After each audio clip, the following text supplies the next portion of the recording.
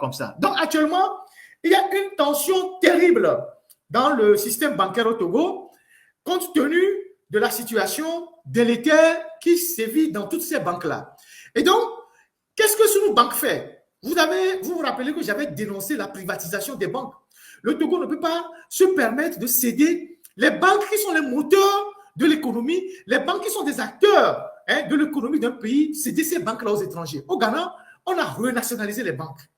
Au Bénin, on a remis les banques dans le circuit national. Au Togo, on a cédé les banques aux étrangers et les étrangers qui sont arrivés, ils en font ce qu'ils veulent. Parce que ce n'est pas leur pays, ils chassent les Togolais de leurs emplois, ils les remplacent par leurs frères, ils font venir leurs compatriotes, ils les mettent à des postes stratégiques, ils dégagent les Togolais. Et donc, à partir du moment où ils dégagent les Togolais des postes stratégiques, ils peuvent faire des mouvements de fonds sans que vous ne les contrôlez. Donc, ils sortent massivement de l'argent du pays et ils font des prêts à leurs frères au détriment des nationaux. Et ça se passe sous le magistère de Faure Gnassingbé, le diplômé en économie de Georgetown, George Washington, je ne sais pas quoi, l'université qu'il a fait. Faure Gnassingbé est un économiste, c'est ce qu'on nous a dit. C'est quel économiste qui vend toutes les banques du pays à des étrangers? Même les cours élémentaires d'économie, on ne peut pas vous enseigner ça.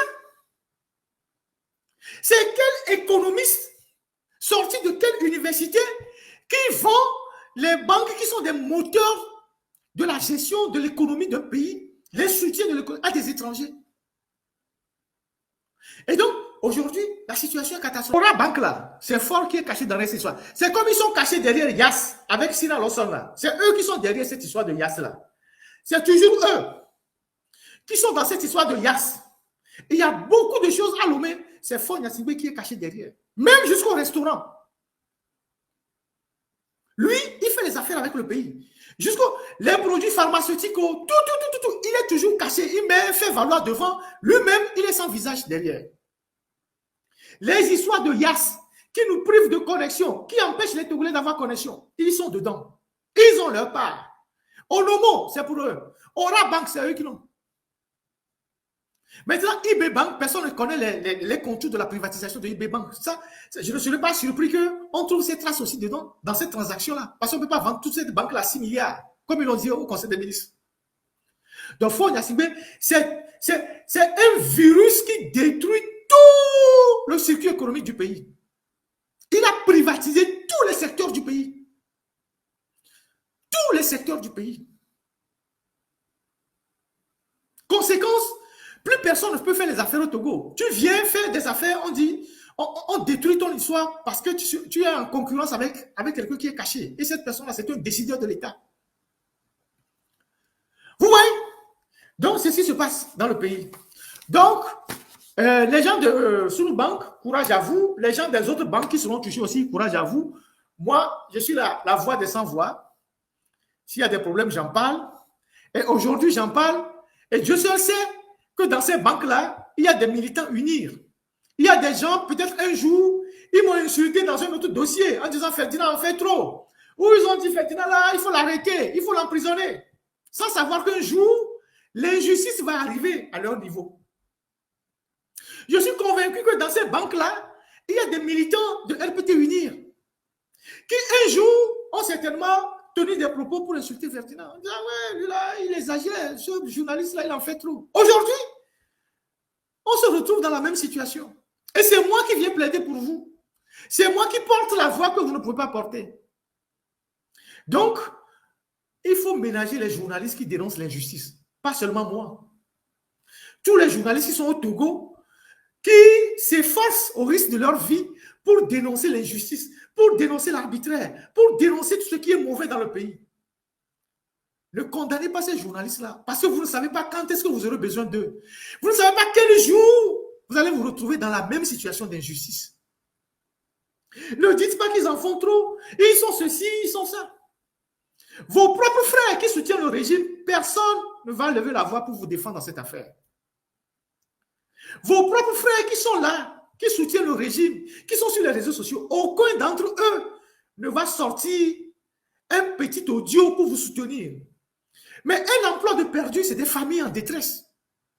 42 familles.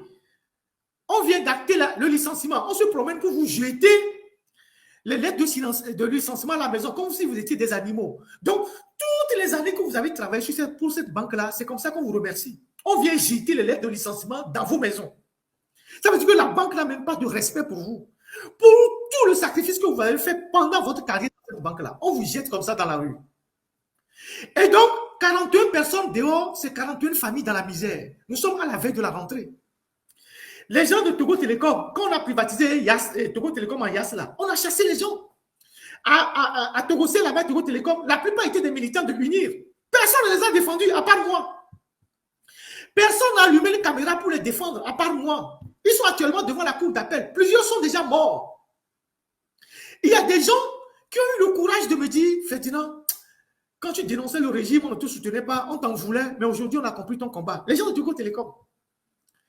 Il y en a qui sont morts. Il y a certains qui sont dans mon inbox, ils me disent régulièrement qu'il y a des morts parmi eux, qu'il faut les sauver. Mais moi, je ne suis pas Dieu pour les sauver. Moi, je ne peux que parler et dénoncer.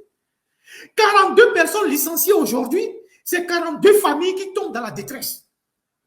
Et dans ces 42 familles-là, il y a des gens du RPT dedans. Il y a des gens de tout le Togo dedans.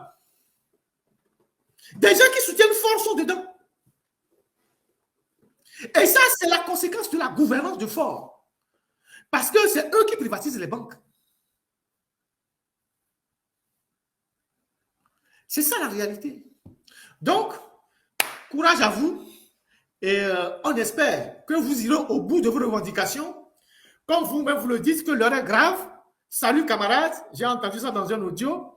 Pour les trotskistes et les communistes, quand on dit salut camarades, c'est que la situation est grave. Donc, j'espère que vous irez au bout pour défendre vos droits.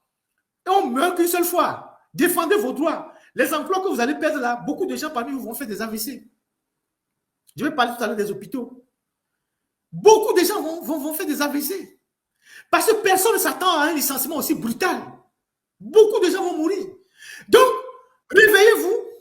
Rejoignez les gens qui font les manifestations. Dénoncez les justices dans le pays. Le 30 août, là, il y a des manifestations. Allez dans la rue. Joignez vos voix aux voix de ceux qui sont dans la rue pour dire on en a marre. Vous avez vu cet avocat qui a interpellé le barreau? Il a pris sa plume et a interpellé le barreau. Parce qu'il dit le Togo est au bord du précipice. On ne peut plus se taire. Sortez dans la rue le samedi prochain, ou c'est dimanche, samedi. Manifestez votre ras-le-bol par rapport à la gestion qui est faite du Togo. Voilà ce que moi j'ai voulu dire pour ceux qui seront licenciés, qui sont déjà licenciés par Sunu Bank. Et je le répète, les gens de Aura Bank vont suivre. Ils sont 300 qui ont prévu licencier à Aura Bank. Après, ce sera l'UTB et peut-être ça serait même les microfinances. Donc voilà.